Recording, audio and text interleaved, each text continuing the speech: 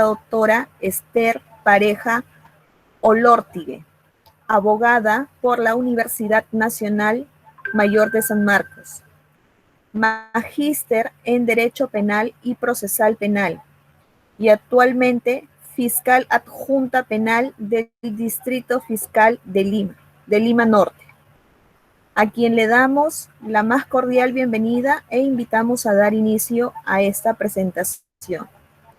Doctora Esther Pareja Olórtigue, la escucho.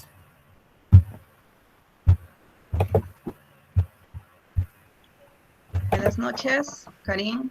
Buenas noches con todos los presentes.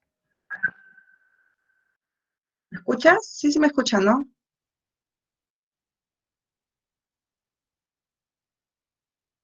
Sí. ¿Se me escucha? Buenas noches.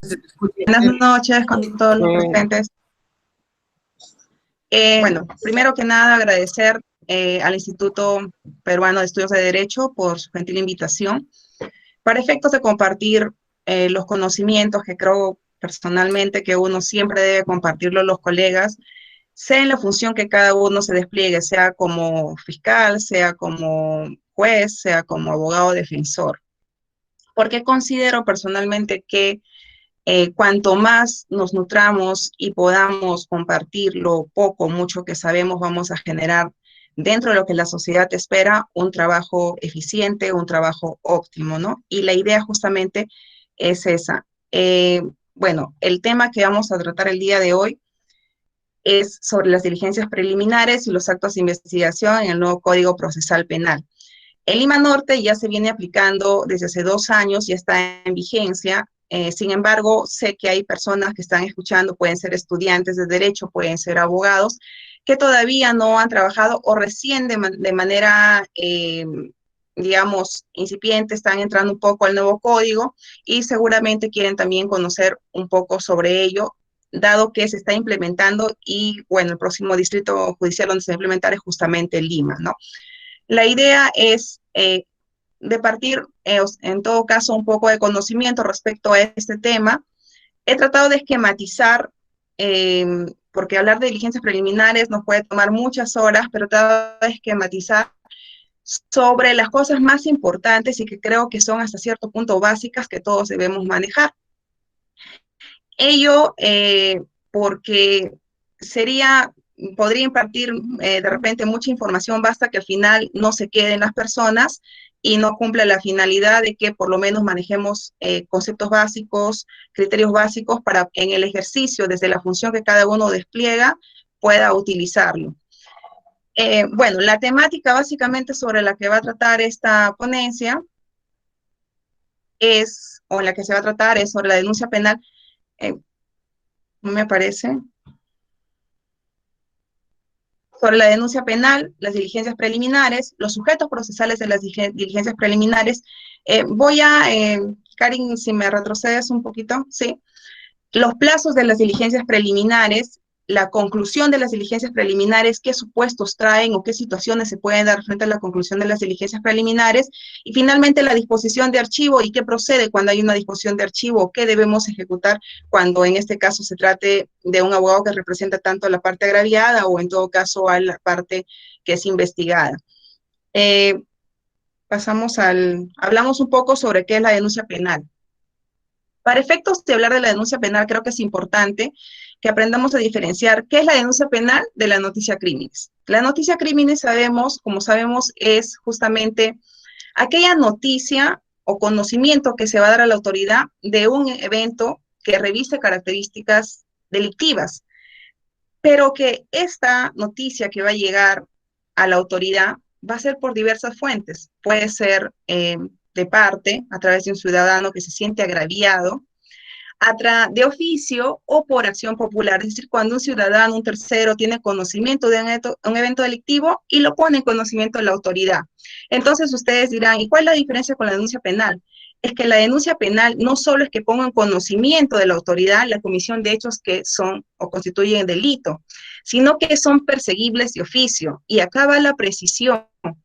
El Ministerio Público persigue de oficio y ejercita acción pública, pero también hay actos que revisten características delictivas, pero que se ejercitan y se persiguen por acción privada. Entonces, esa es la diferencia con la denuncia penal. ¿Y cuál podría ser ese acto que justamente se acciona por acción privada y que tiene características de delictivo? Recordarán, antes de la pandemia se suscitaba o era conocido muchos eventos en el Metropolitano, donde de repente alguna persona filmaba por debajo de la falda a una fémina violentando su intimidad.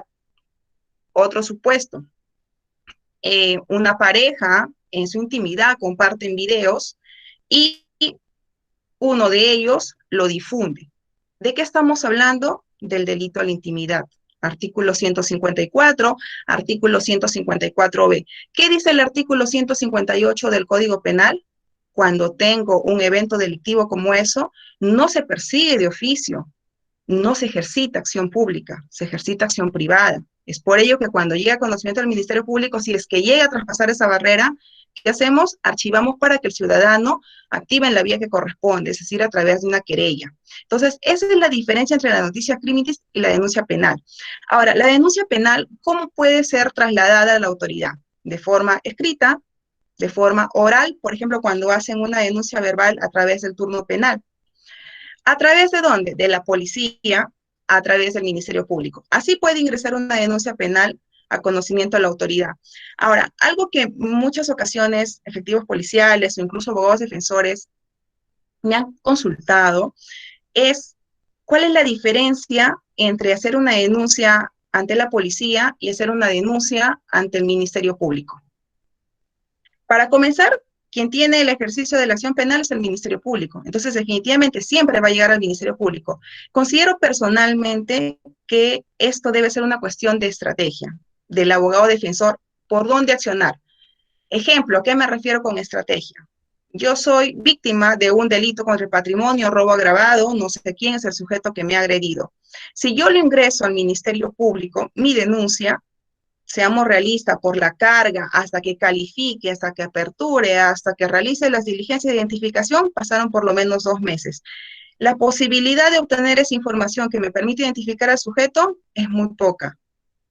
Entonces, ¿qué podría hacer yo como ciudadano? ¿Qué me convendría? Denunciar ante la policía. ¿Y por qué? Porque cuando yo voy a ingresar mi denuncia en sede policial, por lo menos ese policía de manera inmediata va a hacerme un ITP, me va a verificar si hay cámaras en el lugar, me va a oficiar. ¿Por qué? Porque sabemos que los municipios nos responden que en 15, 30 días hay eliminación de esa información. Entonces, en ese caso yo podría de repente accionar por la policía antes que el Ministerio Público, porque al final el Ministerio Público es el que va a conducir la investigación. Otro supuesto, por ejemplo, cuando hay un delito informático y el ciudadano va a la unidad de la divindad y hace la denuncia. La divindad no va a poder realizar actos propios de investigación hasta que el Ministerio Público no se lo encomiende. Entonces se va a quedar por lo menos un par de meses ahí hasta que remita al Ministerio Público, califique y obviamente como la divindad tiene herramientas, lo va a pasar a la divindad para que realice los actos de investigación. ¿Cuánto tiempo puede pasar? 3, 4 meses. Entonces yo considero que ahí uno tiene que evaluar el caso concreto para ver por dónde es que ingresa, porque al final siempre va a llegar a la autoridad.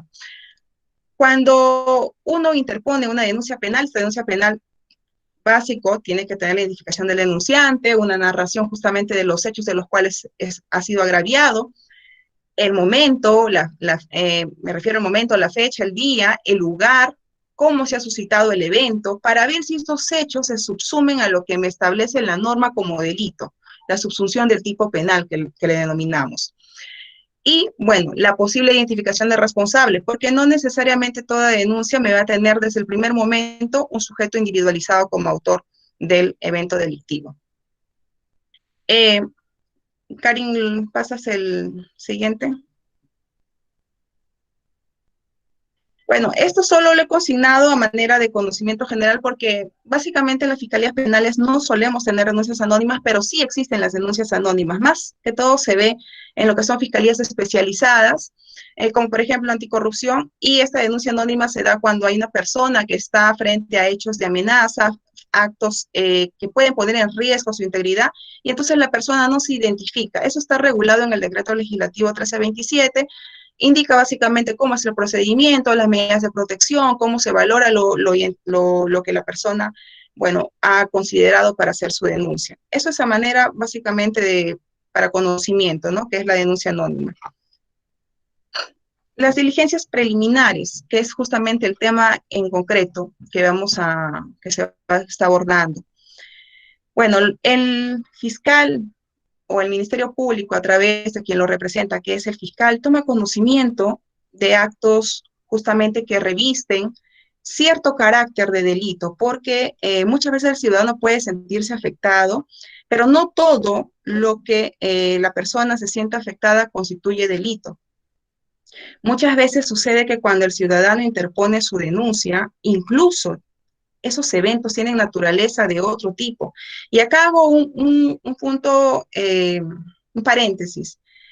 ¿Por qué? Porque considero que también es importante, teniendo en cuenta, nuevamente mencionando el hecho de que hay muchas personas que están participando de este evento y que tienen diferentes funciones, que es importante determinar que cuando una persona realiza una denuncia realmente tenga carácter penal. Recordemos que el derecho penal es de última ratio y a veces se recarga el sistema porque no ejecutamos en la vía correcta y hacemos que el ciudadano, lejos de encontrar una solución, ve en el sistema una desazón porque no recibe una respuesta. ¿A qué me refiero? Por ejemplo, se ve muchas denuncias de estafa, de apropiación ilícita, que ingresan, que cuando tú analizas el caso en concreto, ves que están más asociados a un incumplimiento de contrato, que están más asociados a un tema que tiene carácter civil. Entonces, no habiéndose agotado vía previa, no habiendo identificado exactamente los elementos del tipo, se introduce la vía penal. Y obviamente en la vía penal lo que vamos a encontrar es un efecto punitivo, un efecto resarcitorio, pero nunca equivalente al que podríamos encontrar en la vía civil, que al tratarse de afectación económica, básicamente no satisface a quien hace esa denuncia. Bueno, mencionaba que en las diligencias preliminares, cuando el Ministerio Público tiene conocimiento de un acto que aparentemente reviste carácter de delito, lo que hace es realizar estos actos a efectos de corroborar si realmente hay la comisión de un delito.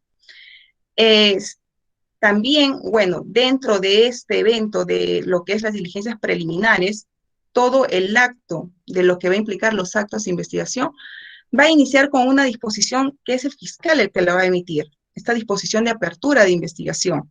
Esta disposición que va a narrar justamente los antecedentes o el dado cuenta, donde, bueno, se va a dar referencia a de qué forma ha tomado conocimiento el Ministerio Público de este evento delictivo, donde se va a relatar los elementos, los hechos que estarían subsumiéndose en el tipo penal, donde va a indicar a qué tipo penal corresponde ese evento denunciado, donde va a señalar el plazo para esa apertura de investigación, para esos actos iniciales de investigación, y en este acto de disposición que emite el Ministerio Público va a derivar a veces, dependiendo del caso en concreto, a la Policía Nacional para efecto de que lleve a cabo estos actos de investigación bajo su dirección, porque recordemos que en el nuevo Código Procesal Penal es el Ministerio Público, a diferencia del Código de Procedimientos Penales, quien tiene la dirección de la investigación. Y en otras ocasiones, el Ministerio Público va a emitir una disposición realizando esos actos de investigación en despacho fiscal. Si me pasas la siguiente.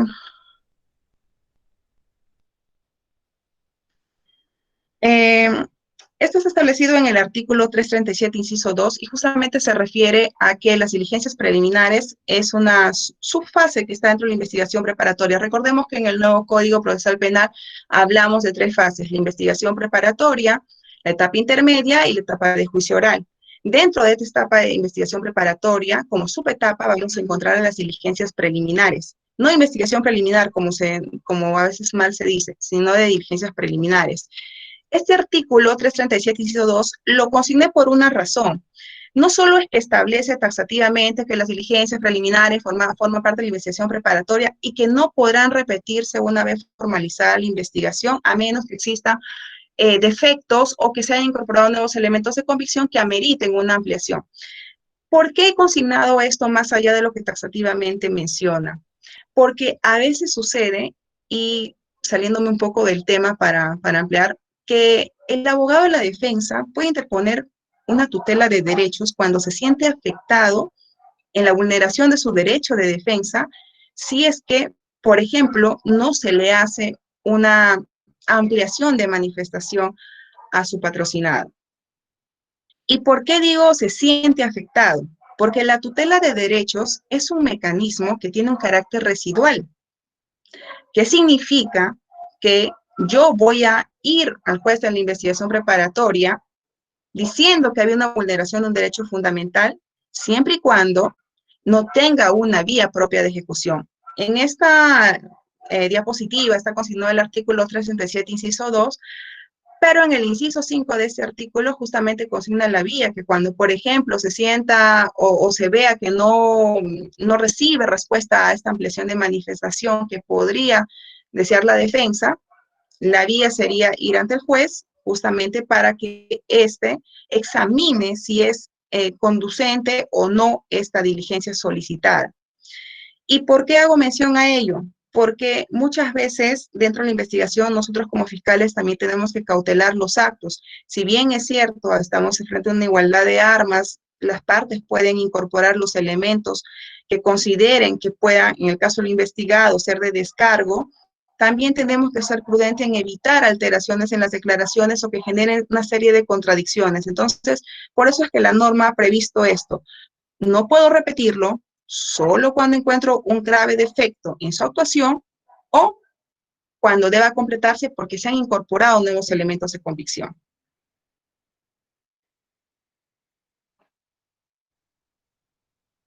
Dentro de las diligencias preliminares, debemos tener en cuenta que son tres, básicamente, las finalidades de ella. Y están, aparte de regulado en la norma, están previstos en la casación 318-2011, que justamente estos fines en concreto están en que se deben realizar los actos urgentes e inaplazables para determinar si ese hecho configura primero delito o no, y segundo, si ese hecho se subsume en uno o varios delitos, o en varios actos que sean penalmente perseguibles. Dos, importantísimo, asegurar la escena del crimen y la evidencia de la comisión de ese delito. Tres, individualizar al presunto imputado y, de ser posible, al agraviado. Estos tres fines constituyen lo que se denomina la finalidad inmediata de las diligencias preliminares. Y en este punto me detengo donde digo individualizar al presunto imputado o, de ser posible, al agraviado. Efectivamente, nosotros no podemos en nuestra acción persecutoria, digamos, atribuirle una pena o una sanción resarcitoria a sujeto que no está individualizado o plenamente individualizado. Es por eso cuando tenemos muchas denuncias que son lo que denominamos contra los que resultan responsables y frente a los actos o los diversos actos de investigación no podemos establecer de manera certera al sujeto, lamentablemente terminamos archivando porque no tenemos identificado y sobre quién aplicaríamos esa pena. Ahora, de ser posible el agraviado, si analizamos el Código Penal, todas las figuras tienen agraviado o se tiene que identificar al agraviado. Pero hay una figura en el Código Penal que no requiere presencia de agraviado para su configuración. Y esta figura es la figura de receptación. En la receptación yo no necesito identificar al agraviado. Yo necesito verificar que el sujeto que tiene su poder, este objeto, haya tenido conocimiento o haya presumido su procedencia ilícita. Entonces, respecto a los demás delitos, necesito identificar al agraviado, pero respecto a la receptación, no. Por eso consigno de ser posible al agraviado. Ahora, como finalidad mediata, las diligencias preliminares justamente tienen el hecho de formalizar la investigación preparatoria.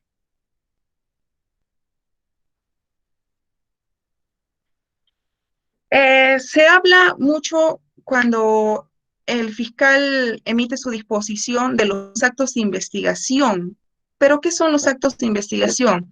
Son justamente aquellos actos que el fiscal en su actuar va a desplegar. ¿Para qué? Para buscar acreditar que un hecho es punible, para evidenciar su necesidad de un juicio oral. ¿Y por qué la necesidad de un juicio oral? Si bien es cierto, no todos los casos llegan a etapa de juicio oral, para efectos de establecer la responsabilidad, cuando el fiscal considera, está convencido de que este sujeto, este agente ha realizado el delito, obviamente su evidencia tiene que estar preparada para esa etapa, para establecer la responsabilidad y demostrar la responsabilidad. Y eso nace desde la base que son las diligencias preliminares.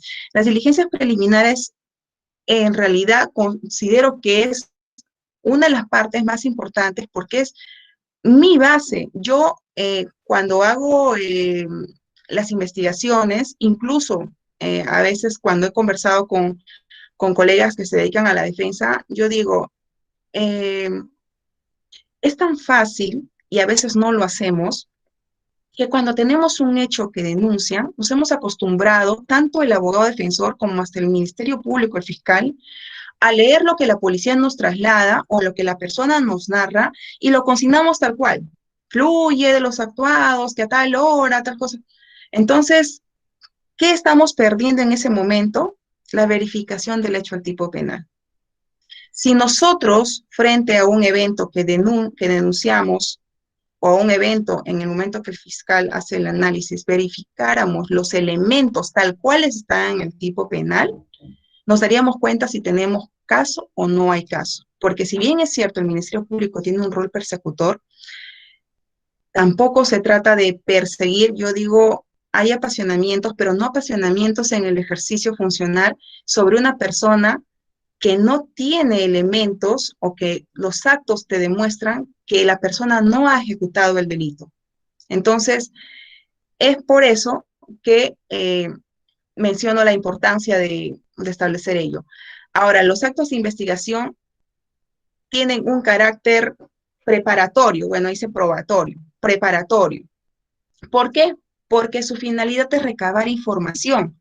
¿Para qué? Para verificar si realmente la denuncia que se ha interpuesto, la vinculación que debe existir entre el agente y el delito atribuido existe o no. Pero no tiene carácter de prueba. Ahora, de esos actos de investigación, ¿pueden surgir pruebas que luego se van a ejecutar en las otras fases? Pueden surgir pruebas, pero el acto de investigación en sí, lo que tiene es un carácter solo preparatorio. Van a ser también estos actos de investigación efectivos para solicitar medidas coercitivas. En los actos que va a desplegar el fiscal, también va a verificar la conducta del sujeto y los otros elementos o los presupuestos que están establecidos en el artículo 268, por ejemplo, para establecer una medida coercitiva. También estos actos de investigación me van a permitir, si es que tengo, ¿no?, la sospecha reveladora, de formalizar investigación preparatoria.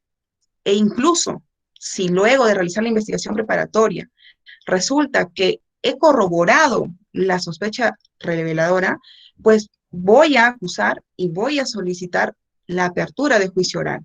Entonces, para eso son estos actos de investigación que solo son desplegados por el fiscal o cuando lo encomienda a través de la policía cuando al momento de la apertura de disposición. Los sujetos procesales en las diligencias preliminares. En el nuevo Código Procesal Penal, los sujetos procesales son el Ministerio Público, la Policía Nacional, el abogado defensor y el imputado. Y son sujetos importantes porque cada uno tiene una función concreta. Si bien es cierto, despliegan una serie de funciones, tienen una función concreta e importante cada uno en el marco del nuevo código. El Ministerio Público en el nuevo código va a dirigir la investigación preparatoria, va a ejercitar la acción pública, va a ejercitar la acción civil derivada del delito cuando fija justamente la reparación civil. Tiene la carga de la prueba. Es cierto que el Ministerio Público no solo va a realizar estos actos, obviamente va a emitir disposiciones, va a emitir, en este caso va a emitir la acusación, va a llevar a cabo el juicio oral, va a, por ejemplo, aplicar el principio de oportunidad. Entonces, va a realizar una serie de actos, pero en concreto, la idea que nos tiene que quedar es que en el marco del nuevo código, él es el director de la investigación preparatoria y él es el que tiene la carga de la prueba. La Policía Nacional, en el nuevo código, es un órgano básicamente de apoyo al trabajo del Ministerio Público. Si bien es cierto, también despliega una serie de actividades diversas, pero en el marco del nuevo código, lo principal es que es un órgano de apoyo, que sus actos, todos los actos que desplieguen, van a ser controlados por el Ministerio Público. El abogado defensor. Creo que el abogado defensor en el marco del nuevo código tiene un rol sumamente importante. Y hago acá una pausa porque el abogado defensor en el nuevo código no solo va a garantizar desde el inicio que aquel investigado esté debidamente asesorado, que no se vulneren sus derechos, que no se ejerza contra él coacción u otros medios intimidatorios, sino que este abogado defensor en el marco del nuevo código realmente tiene que estar desde el inicio de la investigación. Pasa mucho que, por ejemplo, cuando tenemos los turnos penales, los policías que por largos años han trabajado de una manera y todavía no se acoplan al nuevo código, pese a que tenemos 2 años, ¿qué hacen? Tienen al detenido, generan la notificación de detención, le sacan sus exámenes, claro, comunican al Ministerio Público, le sacan los exámenes, toman declaraciones a los policías intervinientes, realizan diversos actos y recién llaman al abogado defensor cuando va a declarar al investigado. ¿Eso es correcto? No es correcto porque está vulnerando sus derechos. ¿Dónde está el abogado defensor? La norma lo dice, desde los actos iniciales. Una vez que está detenida la persona, se tiene al ciudadano que permitir la comunicación con algún familiar o con alguna persona, en este caso, bueno, algún familiar o en todo caso que se comunique con un abogado que lo asista. Pudiera ser, como muchas veces sucede, que aquel ciudadano que está en calidad de investigado no tiene los medios para pagar una defensa. En ese caso también es deber del Ministerio Público como defensor de la legalidad garantizar que él tenga un abogado de la defensa pública.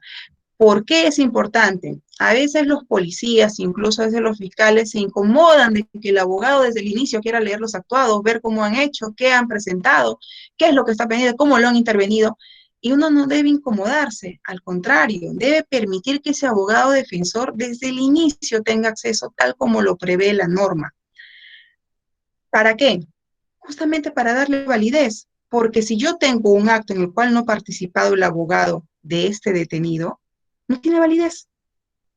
Entonces, es importante que el abogado defensor tenga claro eso, que tiene el derecho de participar desde los actos iniciales, no cuando declara necesariamente el investigado, cuando declara el agraviado, cuando declara los policías intervinientes u otra persona que tenga de repente calidad de testigo que brinde alguna testimonial, para efectos ya sea de que eh, verifique cómo se lleva a cabo la diligencia, no haya modificación en declaración, o en todo caso para que incorpore las preguntas que él crea conveniente para ejercer la defensa de investigado o la persona que está patrocinando.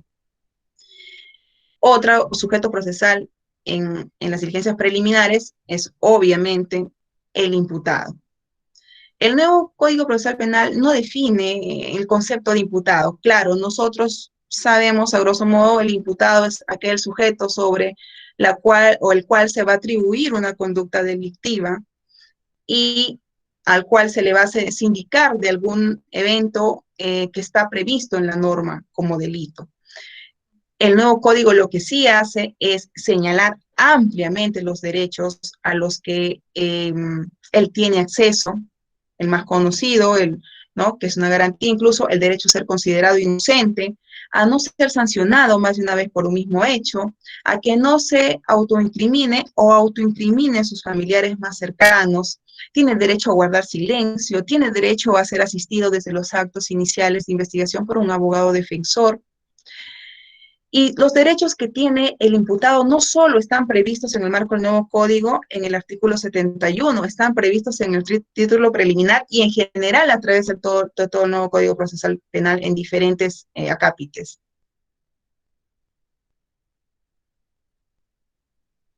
Pasamos a la siguiente, Karen. Los plazos de las diligencias preliminares.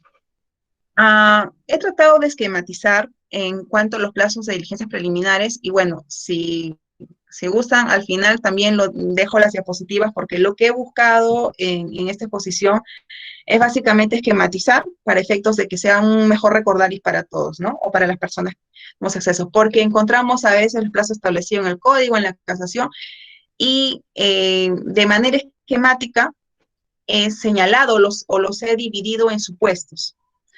Entonces, los plazos de las diligencias preliminares, si la persona está detenida, va a ser igual al plazo de detención. Es decir, si yo tengo una persona que está detenida por un delito común, que son 48 horas, el plazo de diligencias preliminares va a ser 48 horas. Si yo tengo una persona detenida por terrorismo, por espionaje, 15 días, pues el plazo de diligencias preliminares en que el fiscal va a realizar todos sus actos para, en este caso, para poder calificar el hecho, para poder vincular al sujeto con el delito, es decir, para resolver la situación jurídica de este imputado, va a ser eso, 15 días. Si no encontramos causales para complejizar la investigación, el plazo de las diligencias preliminares va a ser de 60 días. La casación 2008 de la libertad nos dice que el plazo no debe ser mayor al de la investigación preparatoria, que está establecido en el artículo 342, inciso 1, que justamente nos dice que el plazo es de 120 días, prorrogable a 60 días. Entonces, entendemos que el plazo no debe superar ese plazo fijado en el artículo 342, inciso 1. Si se encuentran causales para complejizar la investigación, acá hablamos de las investigaciones complejas. Cuando la investigación está calificada como compleja, ya sea porque tenemos diversa cantidad de imputados, de agraviados, tenemos dificultad en las pericias que se va a realizar, cuando comprenda delitos perpetrados también por organizaciones criminales, cuando tengamos una cantidad importante de actos de investigación, vamos a tener una investigación compleja. Entonces, ahí la norma me dice, mi plazo de diligencias preliminares será de 8 meses. Casación 144, 2012, ANCASH. Este plazo, sí, de 8 meses no va a ser prorrogable, que es muy diferente a la investigación preparatoria cuando uno prorroga el plazo de la investigación por 8 meses más. Cuando estamos frente a una organización criminal, el plazo de las diligencias preliminares va a ser por 36 meses. Esto está también regulado en la casación 599, 2018, Lima. Pasamos a conclusión de las diligencias preliminares. En esta parte también he tratado de esquematizar, dividiéndolo en 5, digamos, posibles decisiones que puede tomar el Ministerio Público cuando concluye las diligencias preliminares. Hemos realizado todos los actos de investigación para efectos de verificar si realmente el sujeto al cual se le ha atribuido la comisión de un delito lo ha realizado o no. De manera esquemática, lo he consignado. ¿Qué pasa si un hecho no constituye delito o encuentro la presencia de causales de extinción? El fiscal va a tener que archivar la denuncia. A eso yo acotaría incluso el tema de no vincular, porque yo puedo tener a veces hechos que constituyen delito y no logro vincular al sujeto con el delito que se le ha atribuido. Entonces, el fiscal va a emitir una disposición de archivo. ¿Qué pasa si el hecho constituye delito? La acción no ha prescrito, pero no he podido identificar, pese a los actos de investigación desplegado como fiscal, quién es el autor o el partícipe. Entonces, puedo ordenar la intervención de la Policía Nacional a efectos de identificar a este sujeto. Porque la policía, así como el Ministerio Público tiene sus funciones y sus herramientas, la Policía Nacional también tiene herramientas que podrían ayudar a identificar a este autor del delito o al presunto autor del delito. También cuando realizo las diligencias preliminares o al concluir estas diligencias preliminares, pudiera ser que el denunciante ha omitido una condición de procedibilidad. Y entonces, lo que correspondería es emitir la reserva provisional de la investigación. ¿Cuándo podríamos tener una condición de procedibilidad? Por ejemplo, un delito de libramiento indebido, que la persona no haya hecho el protesto del título valor y interpuso la denuncia de libramiento indebido. Dentro de las diligencias preliminares, cuando concluimos ellas y tenemos los indicios, la sospecha relevante de la existencia del delito, tenemos que la acción no ha prescrito, hemos logrado individualizar al sujeto, agente activo del delito, pues el Ministerio Público formalizará la investigación preparatoria. Ahora, sucede que hay ocasiones que cuando se empiezan a realizar las diligencias preliminarmente, se desprende la realización del delito y la intervención del imputado en su comisión. En lenguaje cristiano la tenemos claro desde el inicio. Y no porque pensemos, sino porque tenemos todos los elementos. ¿Tiene sentido formalizar la investigación preparatoria? No, me voy de frente a una acusación directa. Salto de una etapa a la etapa intermedia, al control de acusación. ¿Y cuándo podría tener yo, por ejemplo, una acusación directa? Sucede, por ejemplo, en los casos de violencia familiar. Tengo la agraviada, sindicación, tengo personas que han estado presentes en el evento de agresión en el contexto de violencia familiar y declaran sindicando el contexto, sindicando a la persona, de qué forma se ha ejecutado. Tengo el certificado médico legal que acredita las lesiones.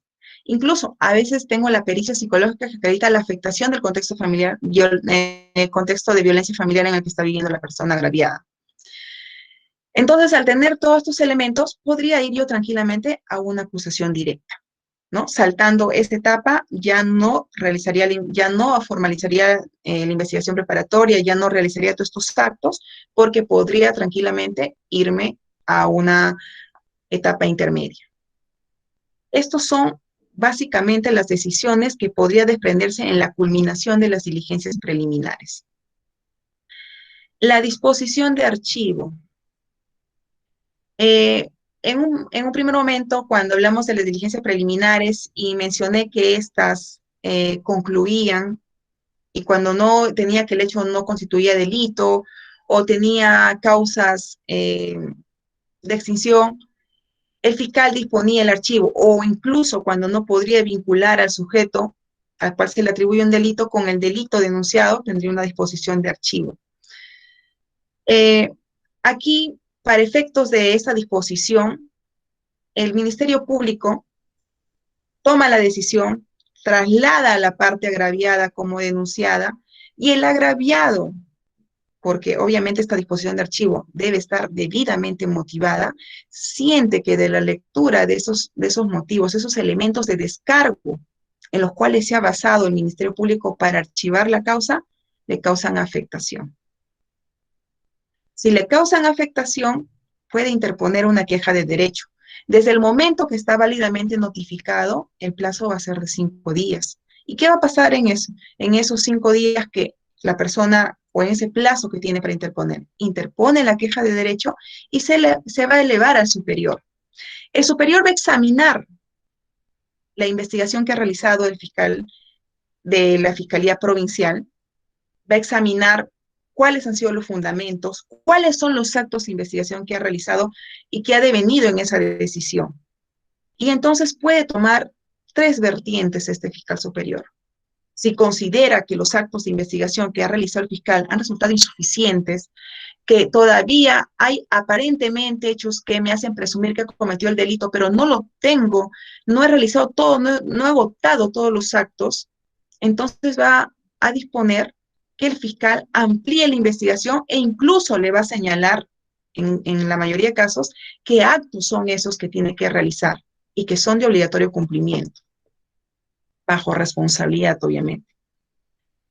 Puede también, si es que verifica al momento de examinar que de todos los actos de investigación efectivamente hay elementos que evidencian la comisión del delito, que han logrado vincular a su criterio al denunciado, en este caso al imputado, con el delito atribuido, pues ordenará que el fiscal, en este caso, emita la disposición de investigación preparatoria y continuación continuación de la investigación preparatoria. También pudiera ser que al momento de examinar, el superior considere que efectivamente la motivación es correcta, que los elementos en su valoración corresponden efectivamente a un archivo, que no se ha logrado vincular a esta persona con el delito, no se ha logrado acreditar la comisión del delito para dar pase incluso a una investigación preparatoria, entonces lo que va a hacer es confirmar el archivo fiscal. Cuando el superior va a confirmar el archivo fiscal, ese caso va a concluir. Cuando en la disposición de archivo y se traslada al agraviado en el plazo de los 5 días y este agraviado no interpone queja de derecho, también lo que va a haber es un consentimiento de ese archivo y el caso va a concluir. Eh, Esto es básicamente, a grosso modo, lo que he querido esquematizar en esta exposición sobre las diligencias preliminares y los actos de investigación. Definitivamente hay mucho que decir en diligencias preliminares, pero considero que es importante manejar por lo menos los conceptos básicos, como señalé, los sujetos, las funciones que tiene cada sujeto procesal, los plazos, eh, dentro de, dentro de la temática, las posibles alternativas frente a la conclusión de las diligencias preliminares, que, bueno, que el fiscal en todo caso va a decidir cuando concluya las mismas, ¿no? Eso es, bueno, básicamente lo que he querido trasladarles, compartirles el día de hoy. Espero que haya sido de utilidad. Karin, quedo a tu disposición.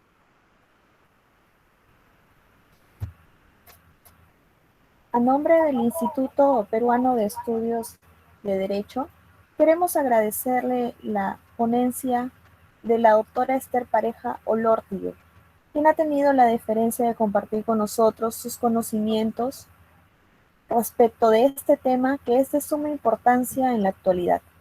Asimismo, invitamos por favor a los participantes a formular sus preguntas a través del chat o, si desean, pueden hacerlo deshabilitando sus micrófonos.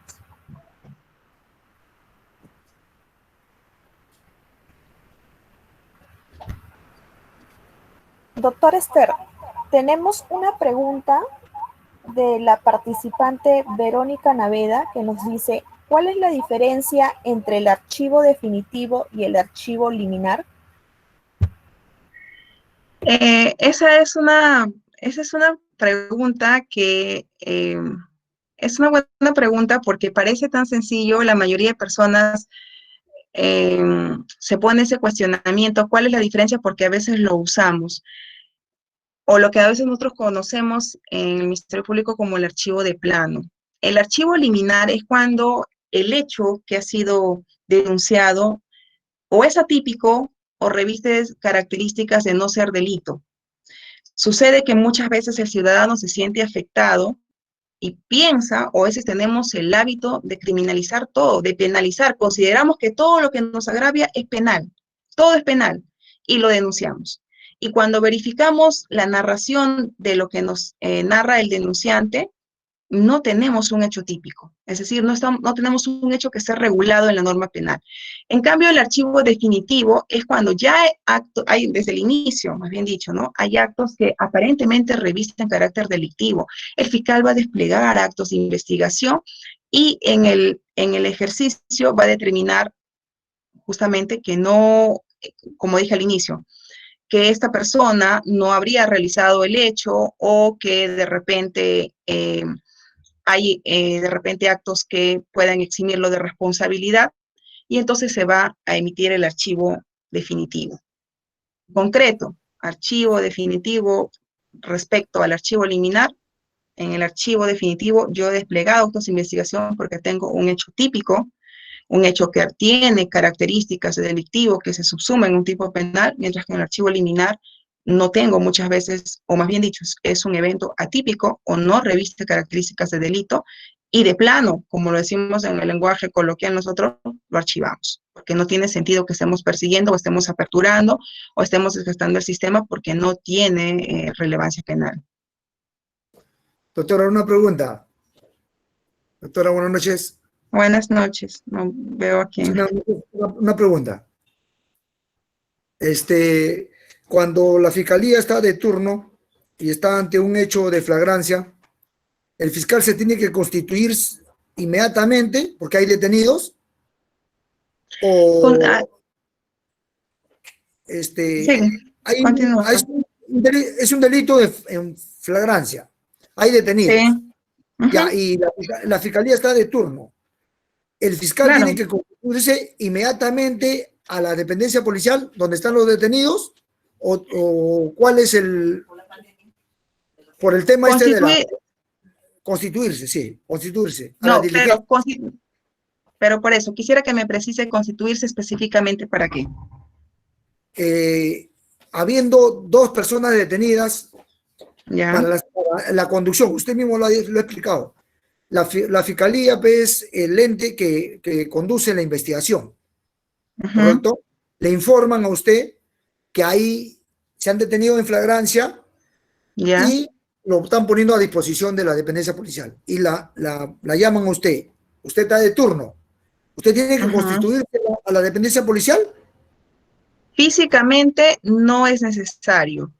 Nosotros cuando tomamos conocimiento de la detención de un ciudadano, levantamos un acta, aperturamos una investigación y encomendamos a la policía, tal cual. ¿Se acuerda que al inicio dije que cuando nosotros realizamos acto de investigación lo podemos hacer nuestra propia persona o a través del apoyo de la Policía Nacional? Cuando estamos de turno, quien ha detenido, porque es el único que tiene la facultad de detención, es la Policía Nacional. Obviamente, el fiscal, desde que tiene conocimiento, tiene que direccionar y monitorear ello.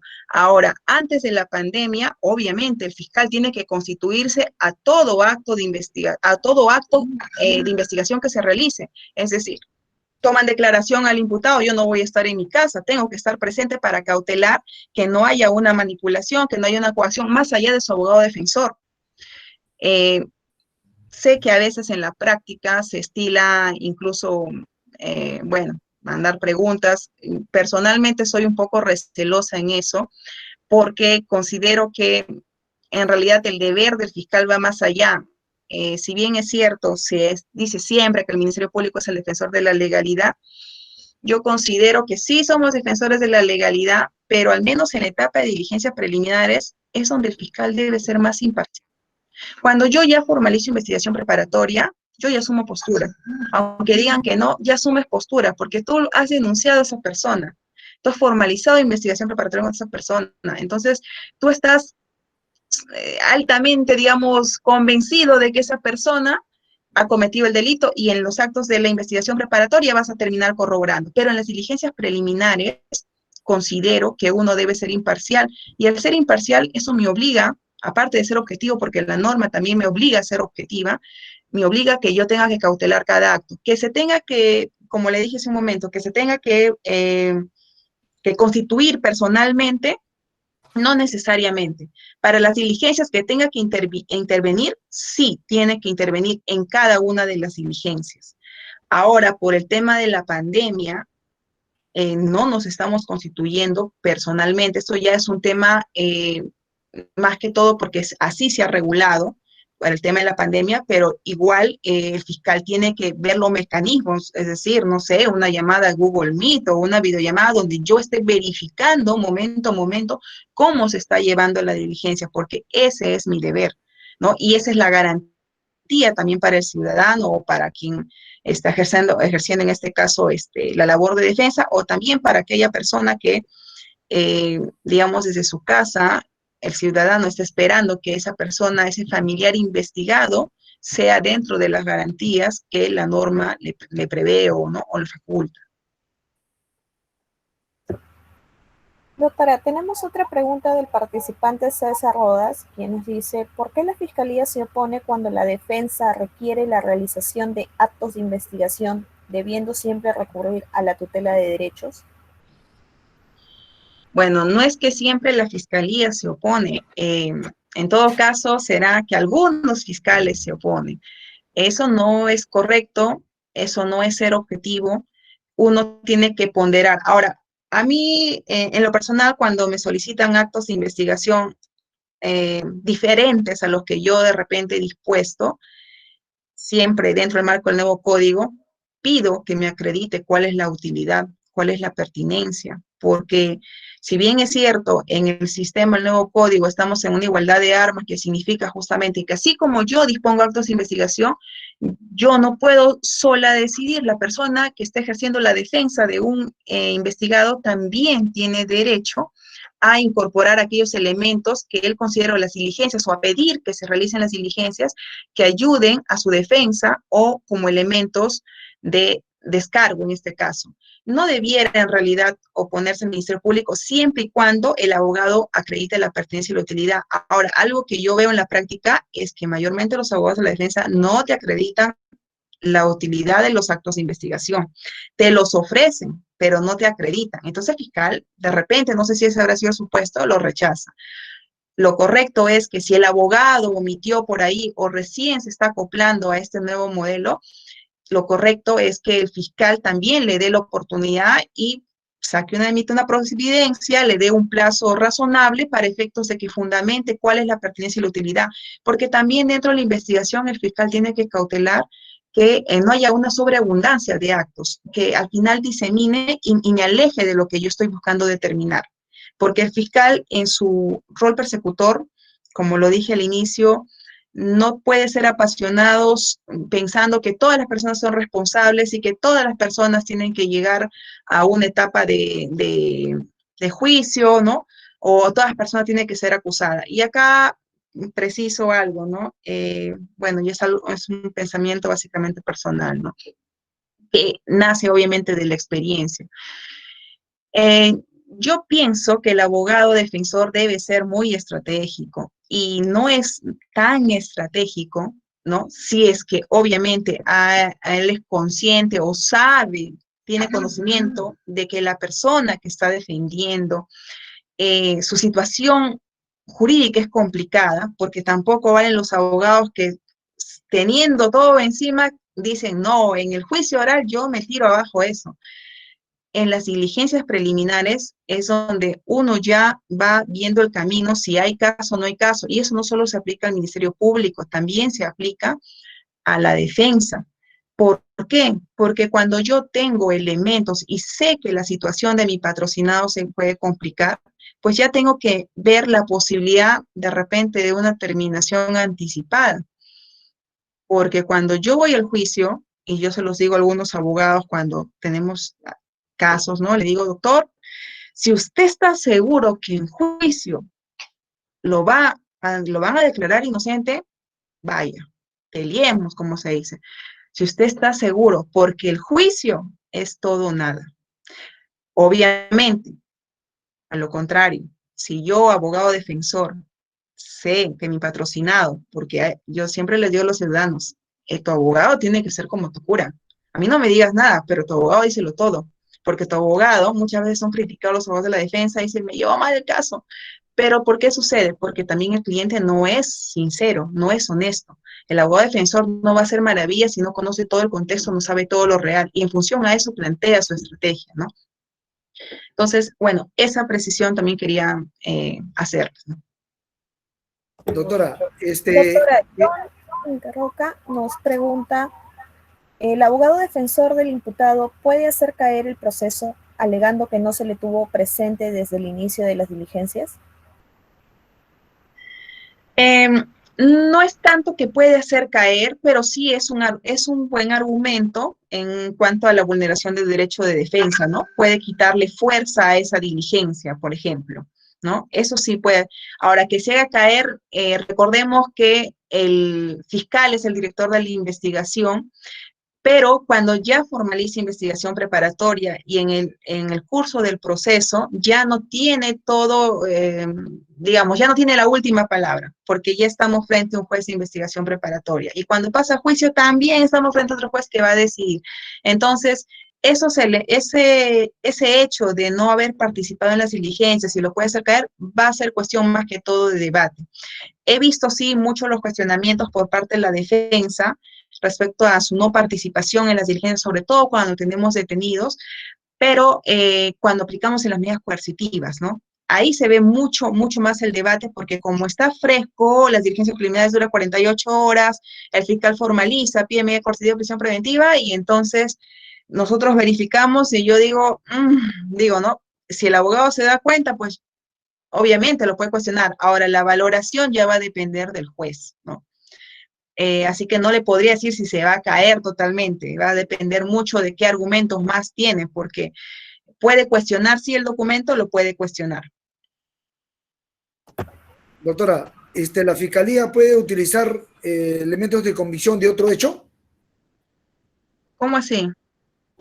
O sea, usa elementos de convicción de otro hecho que no se está investigando al investigado. ¿Podrías ser más específico, más directo? Porque así tu pregunta de otros hechos. Ya, es un fiscal que, ¿cómo se No me llama? digas su nombre.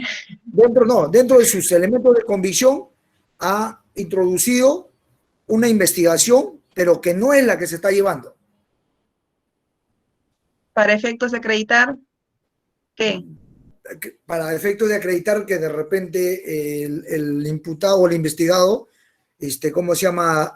Tiene una vinculación con un hecho, pero está introduciendo elementos de convicción de otro hecho, de otra fecha. ¿Lo puede hacer? Yo quiero responderte, pero necesito que tu pregunta sea más clara, porque Ya. ¿de qué Doctora, mire, delito estamos hablando? ¿Qué elemento de convicción? le explico. Es por tráfico ilícito de drogas. ¿Ya? El fiscal ha visualizado unos videos de otro hecho, de otra investigación, que ¿Ya? tiene pronunciamiento de un juez de investigación preparatoria, ¿ya? Indicándole esa diligencia lo había hecho la policía sin la conducción del fiscal. Y este fiscal ha introducido ese elemento de convicción. Entonces, ¿es correcto lo que ha hecho el fiscal? Ya, te debo entender que en la carpeta, porque todo esto está en Sí, una carpeta en fiscal, la carpeta. debe En la haber, carpeta. pero ¿qué ha introducido? ¿Copias No, ha certificadas de la introducido otra carpeta? dos videos. Dos videos. Ya, y esos dos videos introducidos, disculpa, es en concreto sobre el hecho materia de este proceso de No, tráfico. no, no, no. Entiéndase en No, el no. contexto, en el momento, con el sujeto, con, No, no, no, no. Son de otro hecho. De bueno, otra, de otra fecha. no debiera, bueno, no debiera, porque nosotros cuando asumimos la investigación de Sí. un hecho, nos sujetamos a ese hecho en concreto, de esa fecha, con ese agraviado y con ese elemento. Sucede que a veces este sujeto puede haber estado inmerso en otro delito que pueda tener vinculación o relación. En ese caso, lo que corresponderá es que para evitar pronunciamientos contradictorios, uno de ambos fiscales lleve todo en conjunto. Pero para ello, obviamente, voy a tener que ver en qué fase o en qué etapa está cada uno. Voy a tener que ver quién asumió primero o conoció del hecho, pero que utilice elementos. Ahora, diferente es cuando una fiscalía conoce un hecho y tiene videos, evidencia de que este sujeto que ha cometido el delito, tengo esta evidencia y lo derivo. No te entiendo muy bien en la pregunta, porque si yo tengo videos o evidencia de la comisión de un delito, lo que yo hago es derivar a la fiscalía. De repente yo no soy competente. Imaginemos, yo soy una fiscalía penal, tengo dentro de mi delito penal que estoy persiguiendo, encuentro videos que evidencian un delito que corresponde a una fiscalía especializada. Obviamente no tengo competencia y lo voy a derivar a esa fiscalía especializada para que en su competencia y en el delito que corresponde especializado, que pudiera ser, no sé si ese será tu caso, eh, utilice, y sí puede usarlo, esos videos para ese delito especializado. Eso sí puede darse. Entonces, como eso, no sé si exactamente eso es lo que ha sucedido en tu caso. Buenas noches, doctora. Doctora, tenemos otra pregunta del Buenas participante noches. Max Espejo, quien nos señala, ¿Se puede solicitar el archivo de un caso en la etapa de investigación preparatoria? Un segundito, cariño, un segundito. Te voy a mandar un mensajito.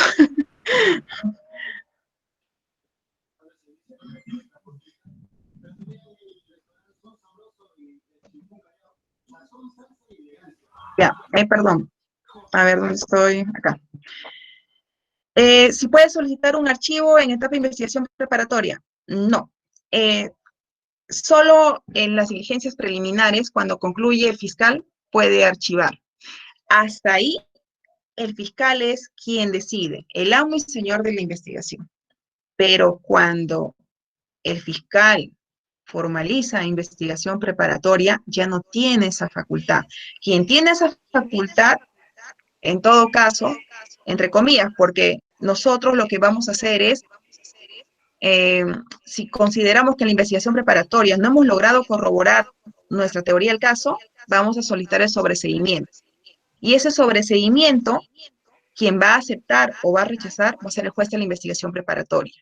Entonces, yo a veces cuando tengo la oportunidad de hablar con el abogado defensor, cuando viene a conferenciar, le digo siempre, ¿no? Por un tema de, vamos a decirlo así, por mucho que digamos que estamos en una igualdad de armas, no es tanto así. Siempre el Ministerio Público está investido de un poder extra, ¿no? Que te pone por encima, vamos a decirlo. Entonces, siempre les digo, doctor, analice bien el caso, porque hasta esta etapa yo puedo, yo decido.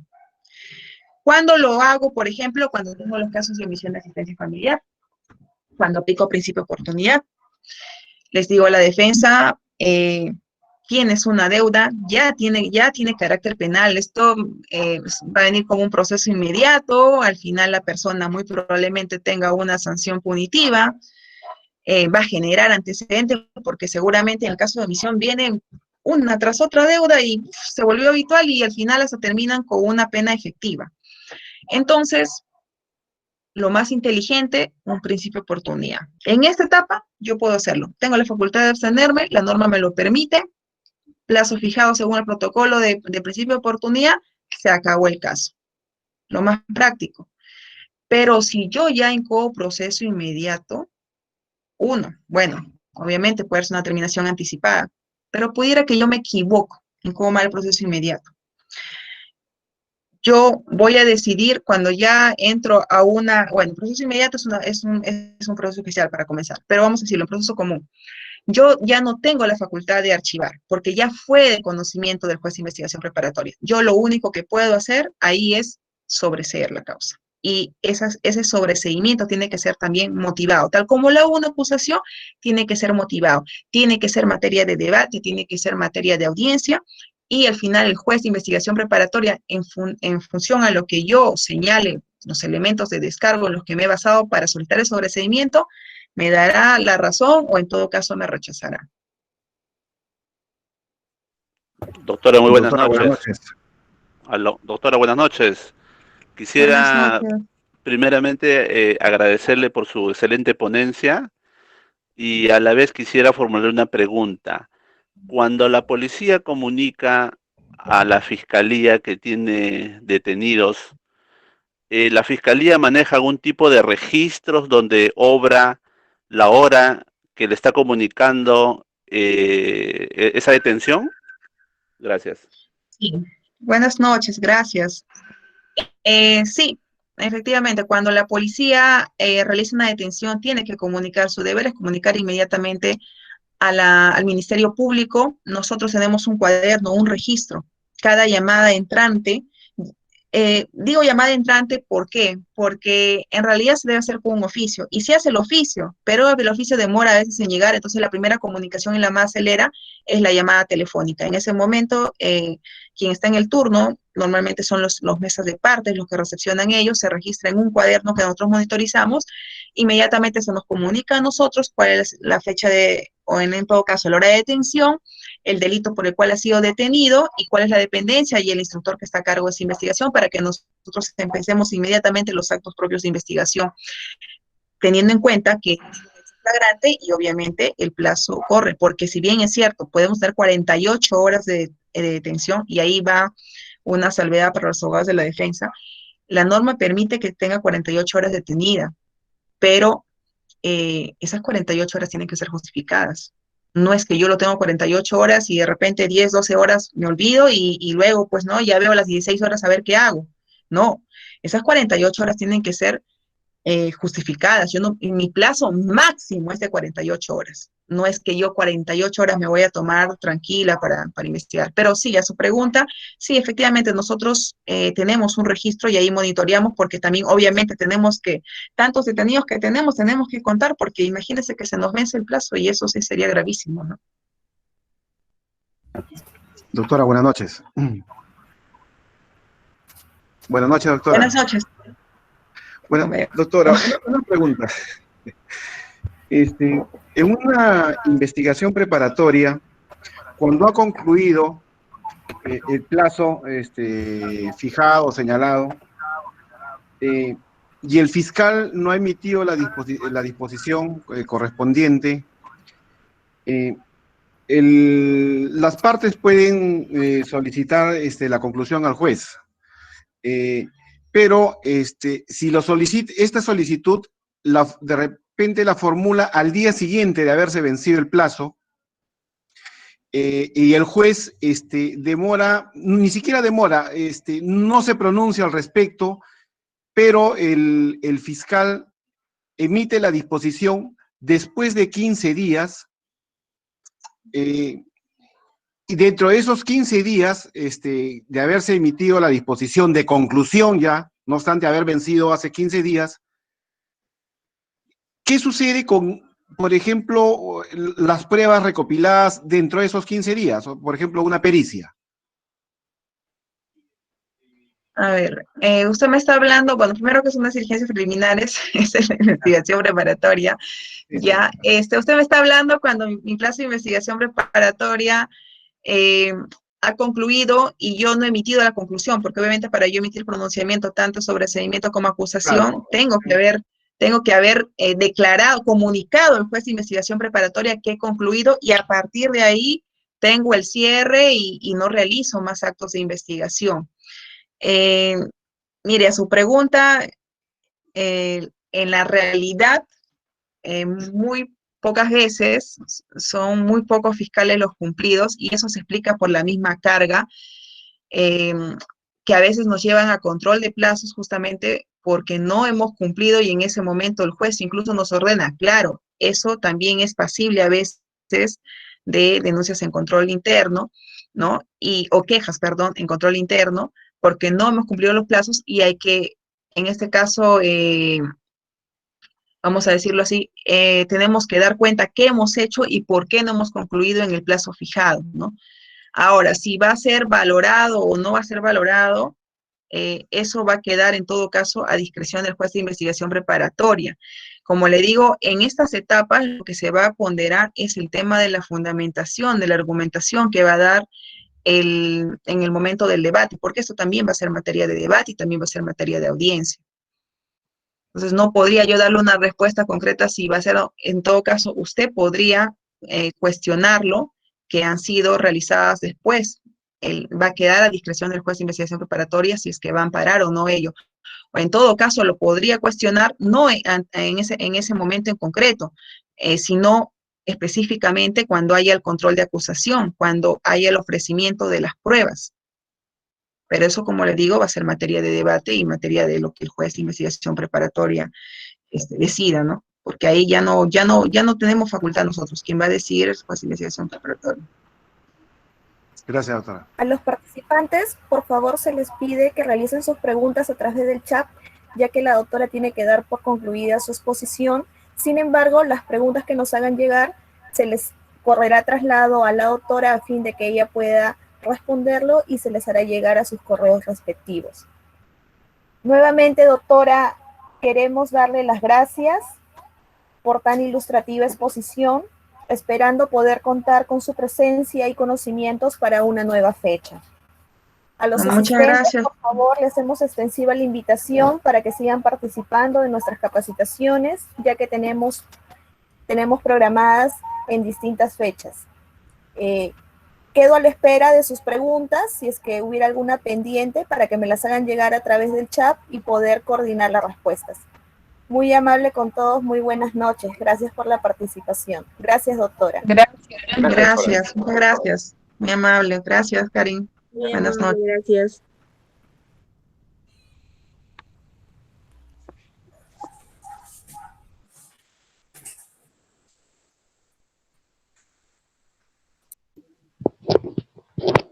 Se agradece. Excelente disertación, doctora.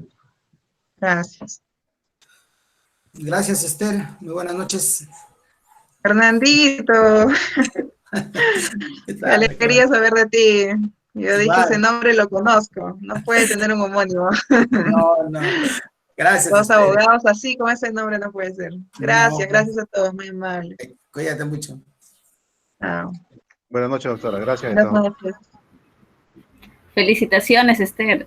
Ay, Sonia, Sonia, gracias. ¿cómo estás? ¿Qué ¿Cómo estás, tal? Sonita? Buena Cuídate. ponencia. Gracias. Felicitaciones. Buenas noches.